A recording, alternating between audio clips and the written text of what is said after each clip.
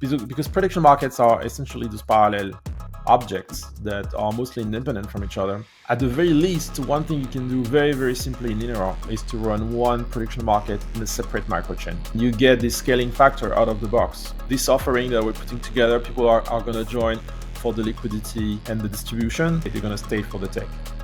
Hey everybody, welcome back to the ACC Podcast from ACC Ventures. As always, I'm your host, Steven, and today I'm joined once again by Mathieu Baudet, the founder of Linera. When we last spoke, Linera was introducing a new way to scale blockchains through something called microchains, which give every user their own lightweight chain built for real-time interaction. But today, we're diving into that architecture and where it's now headed, which is real-time prediction markets. Hey Stephen, yes, great to be back. Doing good here in New York. Thanks for having me. Great to welcome you back on the show. I want to dive into just a little bit of a recap. This is now the second installment of a conversation that I've had with Mathieu here. The previous episode, of course, is on the channel. We will drop that in the description below. Since that video, catch us up on what in the world has been going on with Linera. Yeah, what's new with Linera? Look, we have launched another testnet that for the first time had exciting, like a wallet connect. So we're able to, for the first time, create apps that have this sort of end-to-end user experience that we like, where it's like basically almost no friction. Anybody, thanks to this embedded wallet that we partner with called Dynamic, anybody can come and use the Linera apps with like an email address or any existing wallet in practice. And so that was a pretty exciting moment to launch this together with a portal and a demo app, like with some puzzles. Actually, we just launched a few more puzzles to keep people entertained, and excited about the app. So that was a good moment. A couple of months ago, what else can I say? We just tons of improvements on the infrastructure side that. To power this testnet. We are in particular getting the lowest latency possible. Oh, of course, I should mention that we did start working, of course, with a number of partners. Yeah, of course, across the and in the recent months, including a very ambitious hybrid decentralized exchange with a really innovative architecture that was also discussed in a light paper. If people have been following some of our own, weekly broadcasts, and maybe I'll get into that a bit later. Yeah, lots of partnerships, lots of integrations you just mentioned there. So I want to at least touch on the testnet. Were there any surprises from builders in the testnet? Anyone using Linera in ways that you didn't expect? Well, I think one of the things that we discovered is kind of what I just said. Basically, it's our own way to use microchains. Initially comes from, because the tech is initially motivated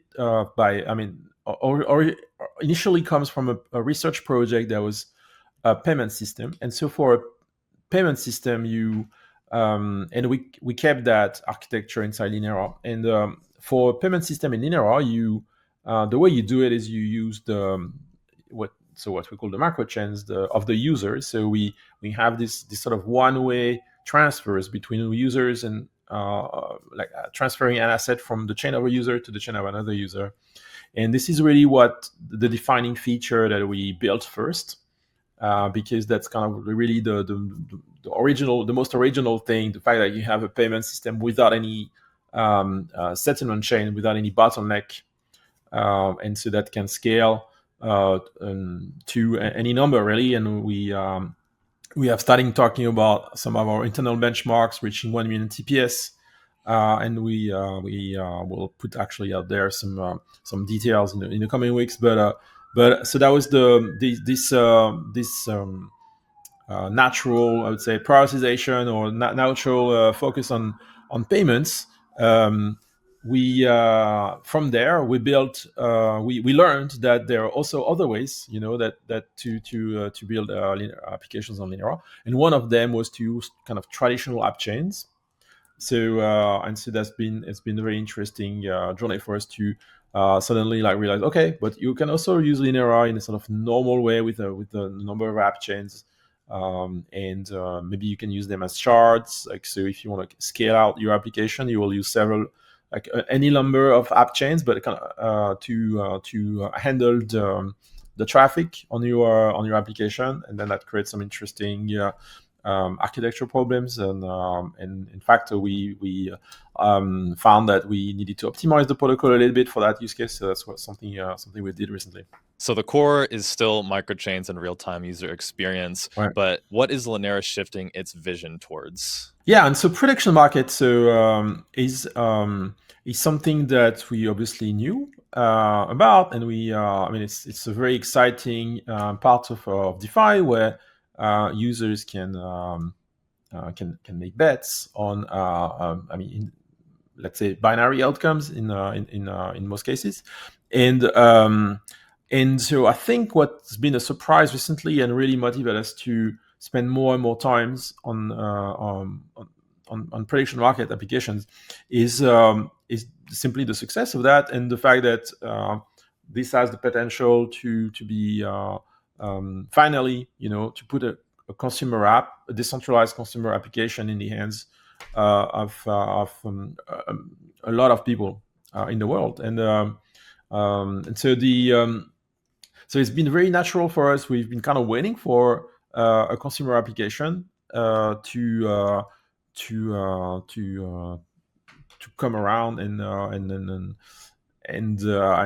show us the way in a way. Like we were like we've built historically we built this very big engine from the bottom up, like with the potential to power millions of users active in parallel, interacting with the app, and expecting the real-time user experience that you would expect from a Web2 application, except decentralized. And so with prediction markets, we're seeing that being really put to good use, and the opportunity for Linera to make a big difference. And so the example where that's starting really like itching me is this idea that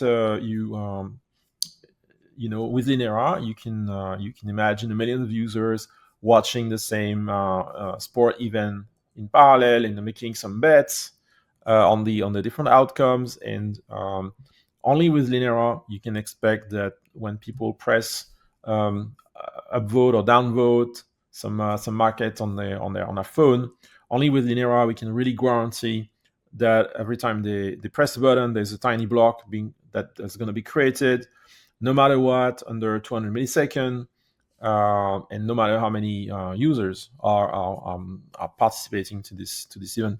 And so that vision really validates what we've built, and so we've been pretty excited about this opportunity really to put Linera technology to good use. That's what I think is the main point here, and I'm seeing a lot of major shifts, not only in Linera here, but among a few other decentralized networks that are really shifting from a blockchain performance story to specific narratives that do a great job of showcasing and, as you said, validating the success of really what this particular technology achieves, in this case, of course, Linera. So I think some of the main prediction markets that our viewers would be familiar with involve Kalshi, which I think is more centralized, but Polymarket is much more blockchain oriented. I believe is entirely on the blockchain. And you mentioned there just then, Mathieu, about Linera making a difference here. So I guess obviously Kalshi and Polymarket have been doing numbers, have had a lot of success. So I think that an ordinary user may hear you say something like Linera is going to come in and make a difference here, and kind of misunderstand, this idea, because this concept, if it isn't broken, then don't fix it. Could you go into a little bit of what difference will Linera make in this market? Yeah, and so the vision is that so we have some big players, and they probably doing a good job at what they're doing, but we see also tons of teams trying to and coming up with original ideas, maybe an app that is specialized, that is approaching prediction market from a special angle, maybe like the way there are lots of different parameters, whether you allow people to create any kind of market or only specific ones on a particular theme that are curated, whether you want people to have a social feed and interact with each other, or more traditional website. Also in general, there's a lot of degrees of freedom in the design, and we're seeing people are coming in and providing those different themes and those different experiments, and wanting to make to make a room for them, right? So to create a market for the app, and so when those builders come, they have a number of problems. They need the liquidity. They need the distribution, and of course they need a tech that works really well, and that's what we want to provide. We want to help people come and build an app in a way that's much simpler and is guaranteed to be extremely scalable at the end. So what I like to say is, like, people come to Linera for, this offering that we're putting together. People are going to join for the liquidity and the distribution, and then they're going to stay for the tech. Yeah, I love those kind of dual statements there, what they come for and then what they stay for. So I guess when it comes to almost rewinding back to when you and I last spoke, what other things were you considering having Linera kind of focus on to validate and to showcase why Linera has such profound technology here, especially for building these apps? I don't think we are really deprioritizing anything. What we've learned is that so we built. It's the same infrastructure that we've always built, and that infrastructure has definitely a potential in many domains. We like deepin, where you can have fleets of devices interacting with their own microchain in parallel, which makes a lot of sense to. So it makes a lot of sense to use Linera as a foundation for deepin projects. Social apps, decentralized social apps. There's no shortage of ideas of things you can build on Linera. But what we're seeing nowadays is that for layer one to be successful, it's not enough to just say, "Hey, look, we have a really nice tech. You can do all those things. Come in and build." You really need to be more active, helping the builders compete with potentially the builders of other ecosystems.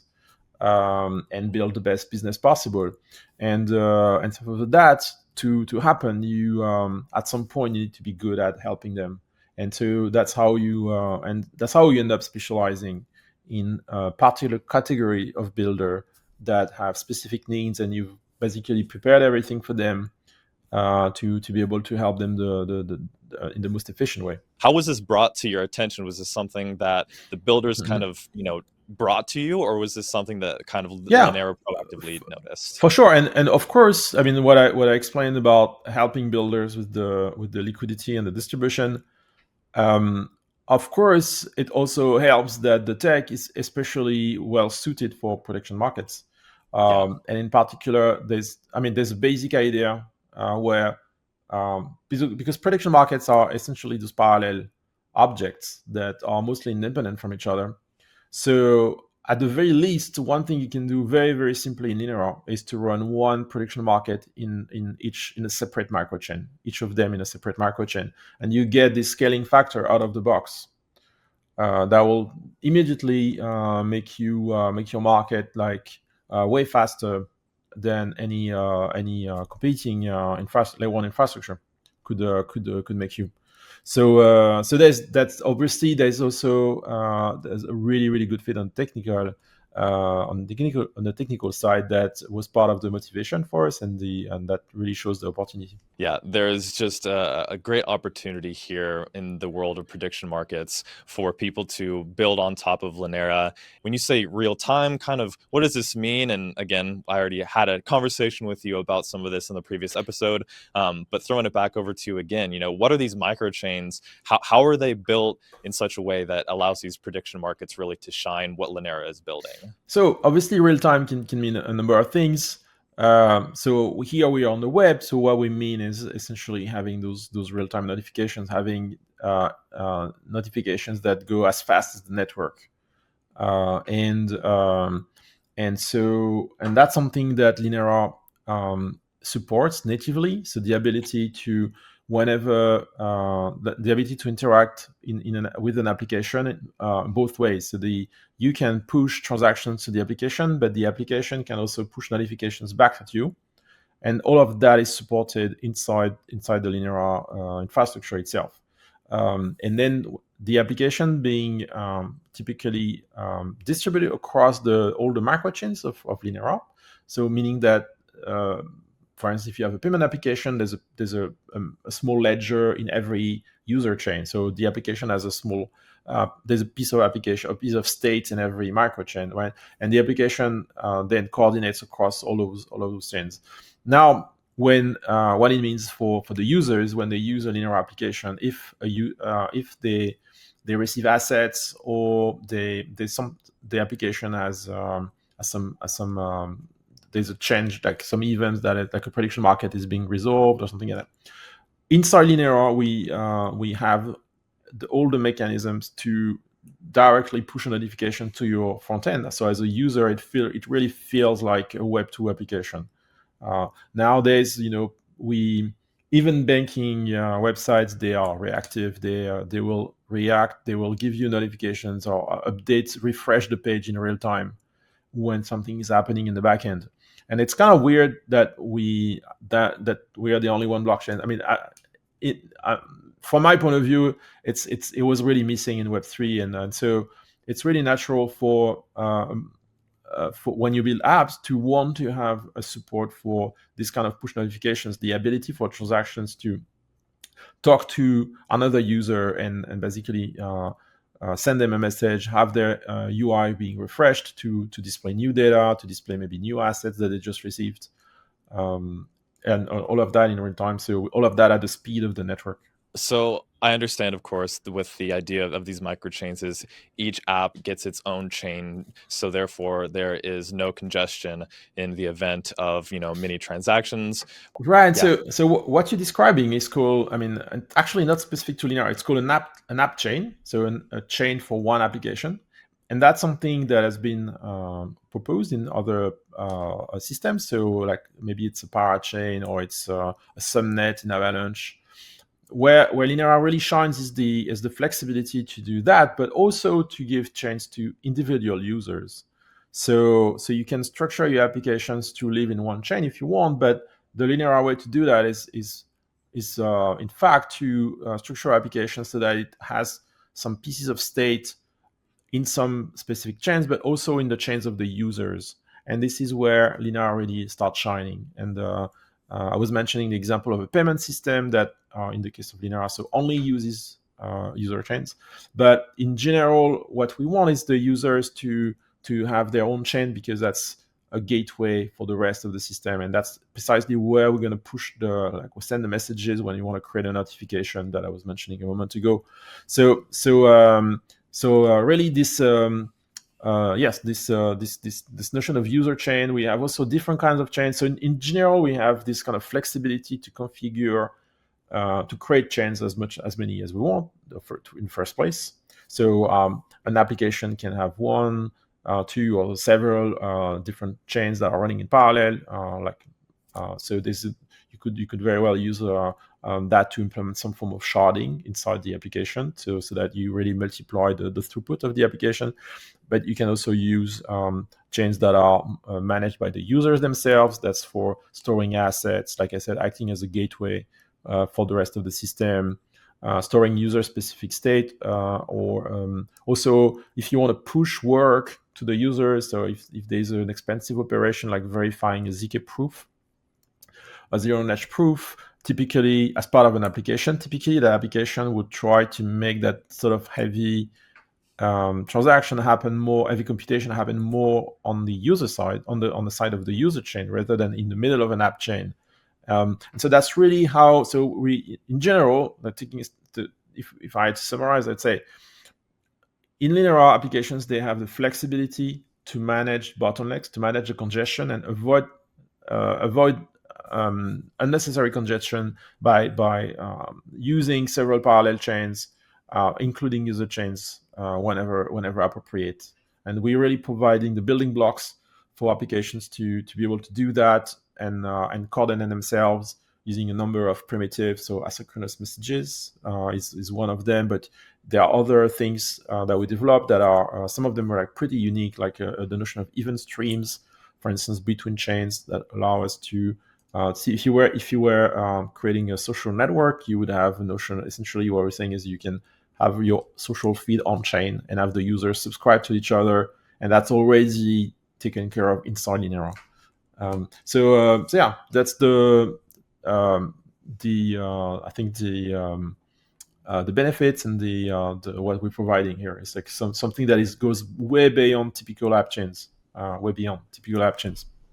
I'm sure there's much more we could talk about that, but I want to kind of keep the shift on the whole prediction markets to really just emphasize Linera and what the tech is doing to change basically how people will interact on these prediction markets. But of course, just to emphasize that again, this is just one use case that Linera believes needs the improvement, needs to have it kind of more efficient, more faster because of the real time need of transacting and making these trades according to that real time event taking place. Yeah, and I maybe I can add a little more, a few words on this. So the what's interesting about prediction markets is obviously that people want that to be fast. It's supposed to be entertaining, also in the first place.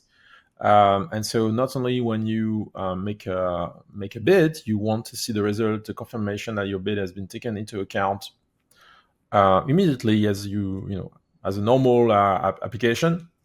And also when the market is settled, we're seeing that sometimes centralized platforms take hours, if not days, to pay the rewards, and that's kind of frustrating for players.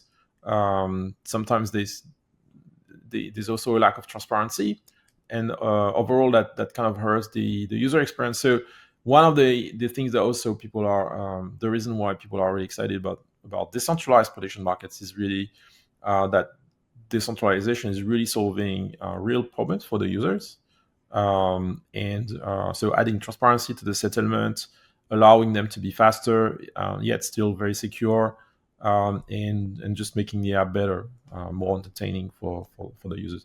Not to mention also other aspects of decentralization that we love, the just the ability to create those standards and compose the apps together. And essentially, once you have a prediction market, it could be used as an oracle for other financial primitives.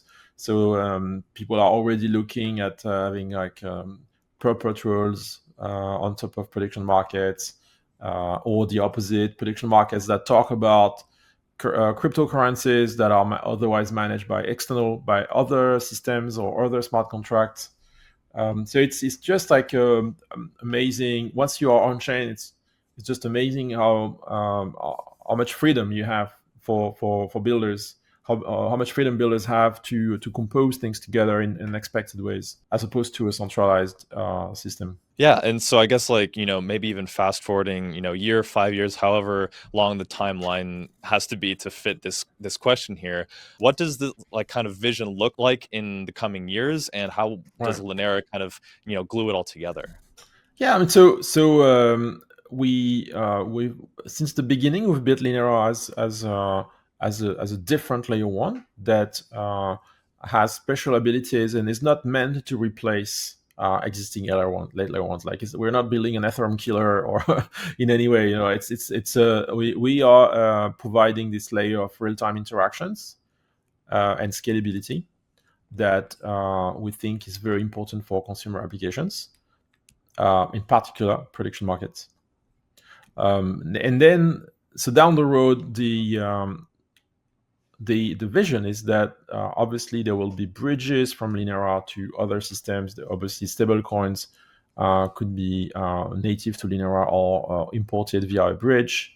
And what we're going to see is also the benefits of Linera in terms of like providing very fast bridges with other chains. Something that or very fast oracles to read the state of our other chains, and that's going to be very important for prediction markets. Yeah. So again, just keeping the focus on prediction markets, but thinking a little bit more maybe philosophically here, I want to quote something that was recently shared from the Linera blog, and it's a direct quote which says, "When latency disappears, prediction markets stop being side bets and start becoming a live collective intelligence layer for the world." So I think that really touches on the ideas of oracles and resolution and this concept of truth machine. And I just want to hear from your perspective just how this cannot be understated, the importance of ensuring that all of this is validated, but also that it's done in real time, and touching on this idea of this live collective intelligence layer for the world. That's a really profound statement. Yeah, I mean, so I think what's really exciting about prediction markets is that, obviously we're very happy to see a consumer app, something like it's going to finally bring blockchain technology in every household potentially, but also those are good apps. They are fun. They some people may also try to make a living if they are more on the trading side, and then they are useful.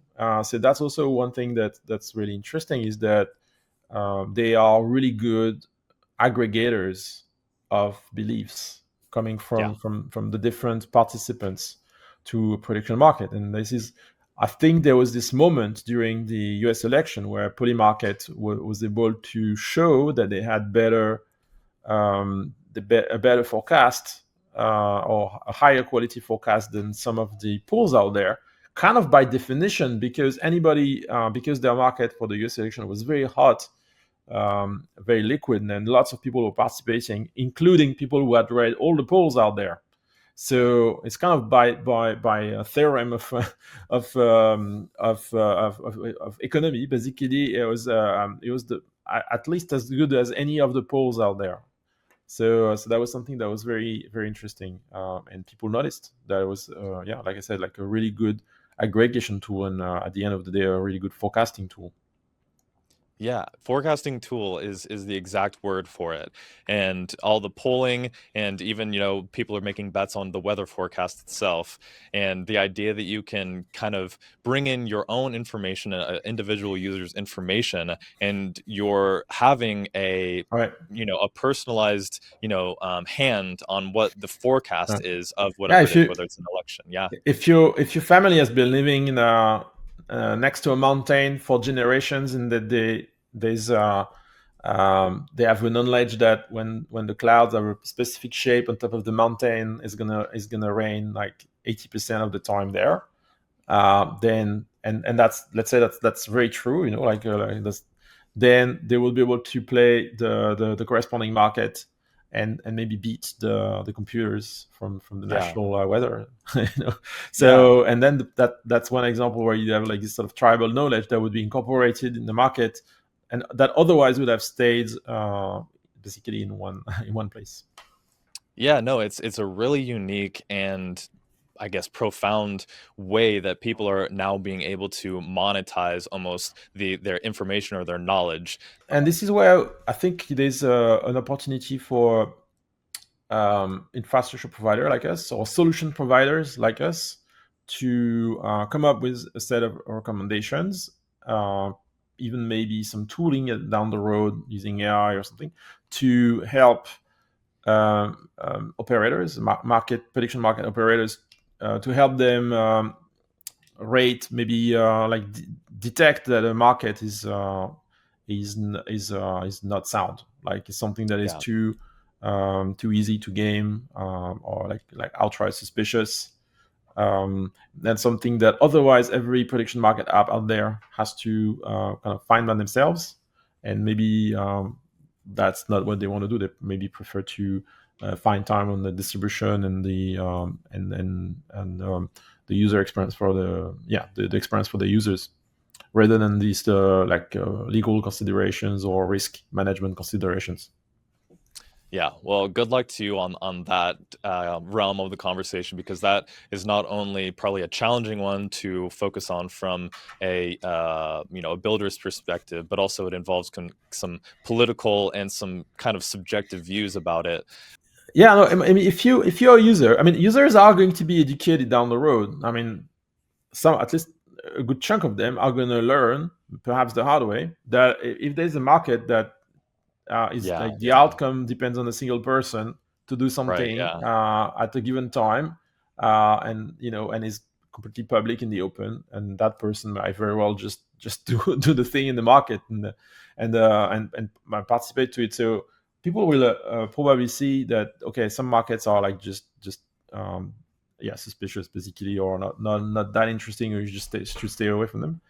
But right now, of course, we're in a temporary. Of course, now because everything is new, it's quite possible that you would find people to take that kind of bets, and think that, oh, everybody's is nice. But Yeah, thank you for bringing that insight into the conversation. I'm mm, laughing at myself as you're talking about this, reminding myself, like, yes, if a user makes a high risk bet on something that one individual could have some subjective influence over, then maybe it's best to not involve yourself in a prediction market that has some entity very much responsible for the outcome of that, unlike the weather or unlike some other events. But that's good perspective to remind yourself that not all prediction markets, not all markets should be bet on, should be put at your own risk, for lack of a better term. So I kind of moving away from that, but still kind of in the same realm of the conversation. Let's say somebody disagrees with the result. Is there a process to challenge or dispute that on chain? Like, how do you avoid falling back into the centralized resolution? right, I mean, I think it's actually tied to a similar idea. So if you prediction market is talking about an outcome in the real world, that's kind of by definition. So you say, hey, the title of the New York Times or New York Times tomorrow is going to be this. It's you're talking about by definition the New York Times is centralized.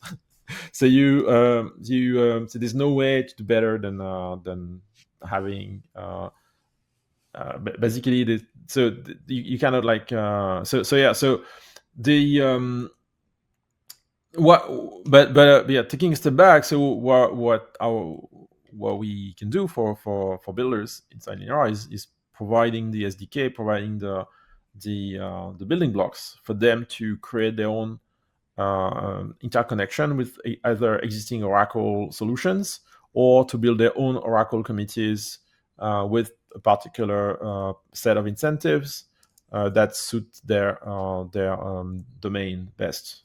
But so I would say in the case of Oracle, so we will we'll have access to oracles that exist. As we grow the set of partners, there's no limitation to what kind of oracles Linera can interact with.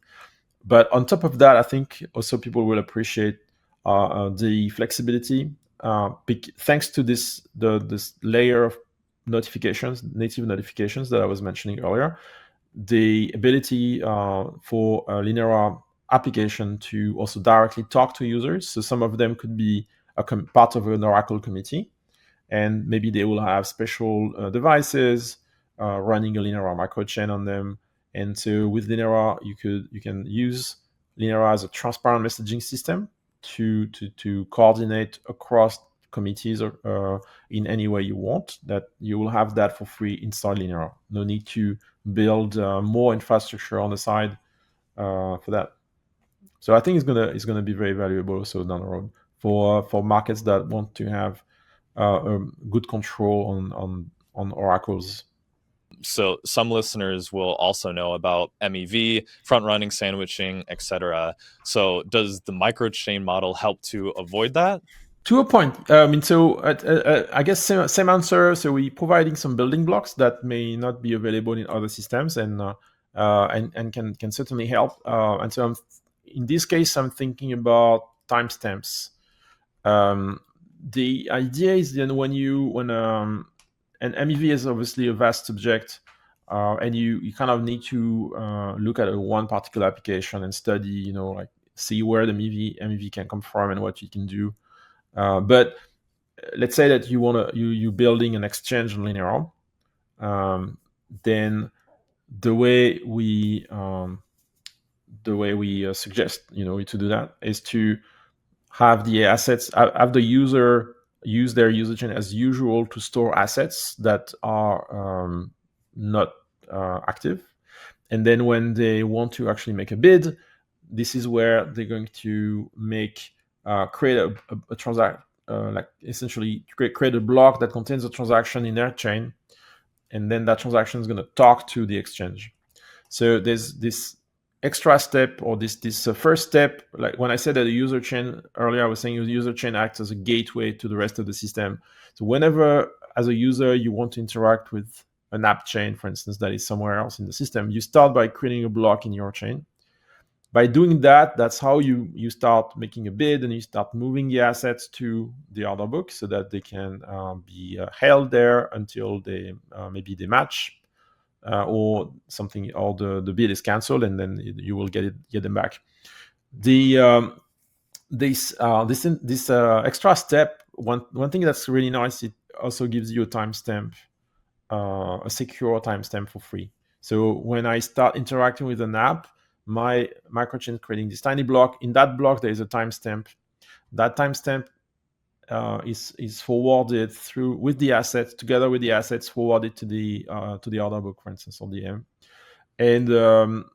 And so that's one of the building blocks that I think will help a lot fight MEV, because now you seeing the order book and you seeing all those trades, and if the order book is not fair and allows front running, you will see that some timestamps are not in the right order. And so, because everything is transparent, at the very least, the community could point this out. And then I think there's probably a bit of research to do, but down the road, the way I see order books is that there will be rules and constraints on how the order book can, in which order the order book can handle the bids of the users. So you could use this timestamp to create sort of priority lanes and make sure that you within reasons you have something like first come first serve for a given price to fight for running. So all right, so let's say that I'm sold. I want to build on Linera. I want to build a prediction market. So let's say this weekend I wanted to build a small prediction market. What would that actually look like? Is there a template or a starter kit that builders could go out on Linera and get going? Yeah, there is. So I was mentioning app chains, user chains, all those ways to use microchains to create applications that scale horizontally, or that have less congestion than in other systems. So this is all described in our developer manual. So on linera.dev, people can come and see for themselves. So there's some diagrams, and it's an interesting read. And there's also a light paper on DeFi if you want to go deeper into what a decentralized exchange could look like in Linera or prediction market. And then to put that to good use, I would encourage people to join our ongoing buildathon. So we have a multi-week online hackathon that is running right now, and if I'm not mistaken, it's going to run until beginning of next year. And so there's going to be a number of waves.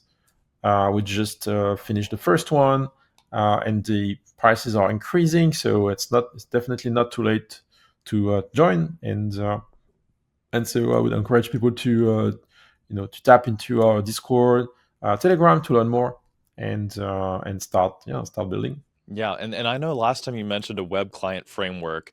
What's live today that makes it easier to build front ends? Yeah, so that part is fully live and integrated with the embedded wallet dynamic that I was mentioning earlier.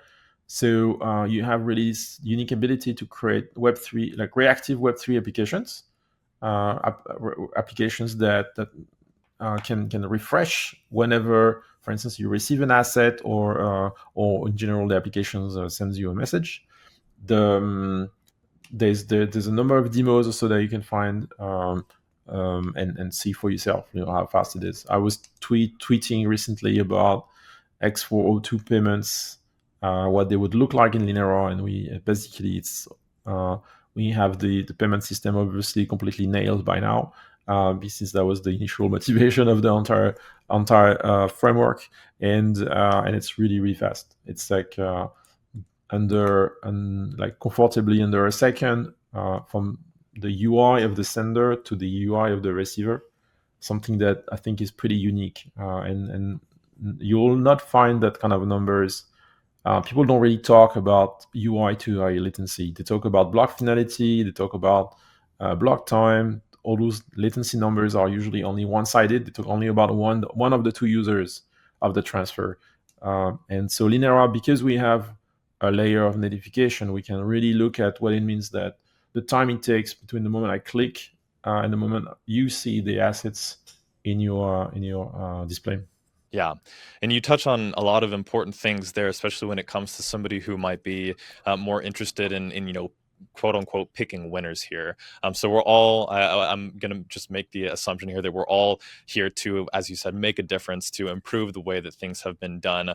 And clearly blockchain has showcased that ever since the beginning with Bitcoin, and we could get lost in conversation about that. I know, Mathieu, that you are a builder, not a marketer. But you are the founder of Linera. So how do you think one should go about standing out in this market these days in Q4 of 2025? Obviously, for us, it helps to have very solid technical foundation and solid infrastructure. And what we learn along the way is what I was explaining a bit earlier, that the importance of also maybe specializing and addressing a specific market, something that was not considered like that important before. And nowadays we're seeing that to be competitive, you also need to specialize on particular segment of users or builders, and then really try to serve them the best you can. I love that. Quick, easy, nicely packaged there. So now I'm remembering about what you had mentioned earlier about the decentralized hybrid exchanges, I believe. Let's touch on that before we go into a final lightning round of some questions here. Yeah, I mean, okay, so I mean, I guess this is part also the why now, why looking at prediction market now on for Linera. We're seeing that more and more DeFi applications are hybrid decentralized. Meaning that they have a component that is centralized, and then they use a blockchain for transparency and to settle everything and guarantee the transparency and the secure the guaranteeing the security of the assets and the composability, and essentially recovering a lot most of the benefits of decentralization. The and so this notion of hybrid decentralized app has been popularized lately, in particular by Polymarket.